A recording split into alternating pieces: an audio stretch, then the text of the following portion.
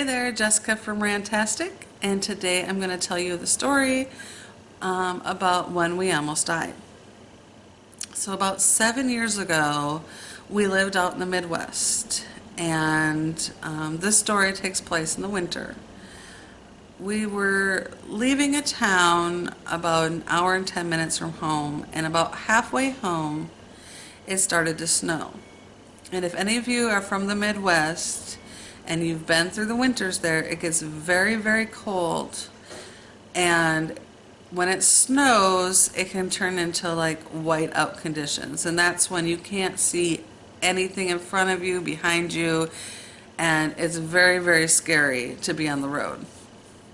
Well, this specific evening, it was 30 below zero, and the snow was coming down so hard, it was coming at you, kind of like the movie Star Wars, where the stars look like they're coming at you.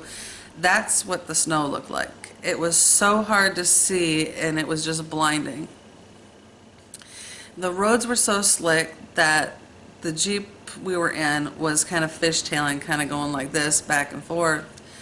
And so we decided we would take the country dirt road because we felt like the gravel from the road would grip better and the tires wouldn't slide around as much. So for the most part, that was true. For about 30 miles, we didn't have any problems other than visibility. We had to go really, really slow. But then we got to this one part, and we were near this ranch, and the vehicle started fishtailing again, and my ex at the time was unable to keep the vehicle on the road. We ended up veering off to the right, almost going sideways, kind of like this. And we got to a fence, and out there they have a lot of wooden fencing that has the two wooden posts, and then they have like three wooden posts across it. And when we hit, we took out those three wooden posts and one main post when we hit sideways. When we hit that way, the car kind of rocked like this and came back on the wheels. But it slid into this huge dip. Now the dip kind of went like this. And we slid this way, rocked all the way to the right side, almost onto the roof of the car, and rocked back this way, to the right, this way, and back like this. Okay, so after we rocked from side to side, we ended up jumping out of this somehow onto a flat plane and slid almost into a tree. Luckily, we actually did not hit that tree. But through this process of rocking back and forth and the Jeep jumping on top of this plane, my ex had taken out the, with his head, he took out the rearview mirror. In the center of the windshield, he actually flew out of the windshield and back in. And meanwhile, I had hit the passenger side of the windshield, hit my face, and actually portions of my face were embedded in that broken glass. As we were coming backwards, back into my seat, and he was coming back through the windshield, he landed on my lap. And at that point, I was jolted into the side of the Jeep, and I actually took out the whole passenger side window with my head. And when he came back, he had landed on my lap, and because of that, he actually kept me in the car. From what we were told, had he have not landed on my lap, instead of my head taking out the passenger door when it had rocked like that before it landed, I would have flown out of the car and been underneath it when it came back down. So he actually saved my life in that instance by landing on my lap. I'm going to show you a couple pictures. In this first picture, you're going to see the front of the Jeep where he had gone through the windshield and back, and on the left portion of the picture, you're going to see where my head had hit and you can't really see in the glass the blood or the face. It's not that close up, but it was embedded in there.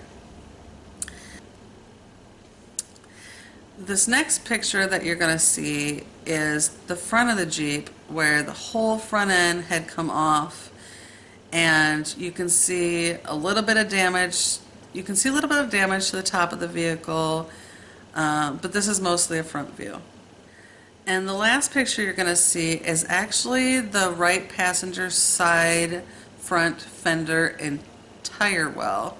I don't know if you can see close enough in this picture, but when we had hit the tire, what do you call it, the tire wheel or the frame or whatever, actually split in half. The tires off of it, and the rim that the tire sits on is actually split into two pieces.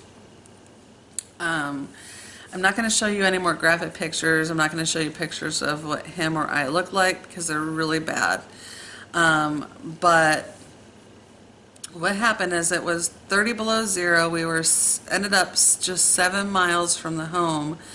Had very, very poor signal. It was snowing really, really hard, and actually he was able to miraculously get out and walk, but he was bleeding really heavily from his neck. But it was 30 below zero and our blood was freezing. And I was unable to move or get out of the car at the time. And I was literally sitting in a blood slushy. That's exactly what it looked like. It was extremely cold. We were finally able to get a signal. He was able to call 911, and it took him 22 minutes to drive that 7 miles to find us. And then it took him a long time to actually get us out of the vehicles and into the ambulance because we were so far from the road, and like I said, there was that huge dip. So they actually had to walk their gurneys from the main road all the way down the dip and onto the other side to come get us. I couldn't even tell you how long it took. All I can tell you is that when they measured the scene and the distance that we flew and how the vehicle landed, the lacerations on the neck that he had going through the window and back through the window, and the stuff that happened to my face, they said that scientifically there is no way we could possibly be alive, let alone walking around. We should have bled out. The only thing that they could say is because of the extreme cold temperatures was keeping us from being able to bleed out because it was so cold, the blood was freezing. And that there must be a God or something that wanted us alive for some purpose, because they had never seen an accident like this one where people survived. So all we can do is be grateful. I don't know why we were saved. I'm very thankful we were saved. It was probably one of the scariest things that has ever happened. On that, when they took me onto the gurney, they actually had to take pieces of my face that were embedded in the glass and take that to the hospital. They reconstructed my eyelid and my eyebrow. Luckily, I don't have any other scarring on any other part of my face. To this day, I still have a little bit of glass in here in my eyebrow, and it's never been able to grow hair. It's never been able to be complete eyebrow and look normal like everybody else's. And I feel like they did a terrible job piecing together my eyelid, and that was interesting as well because they had to actually keep wetting my eye and putting saline solution on this area because they dry up really fast, and like when skin dries up it curls up, and so they actually had to keep it wet with saline solution, and they had to try and piece the different sections of my eyelid together to be able to stitch them up.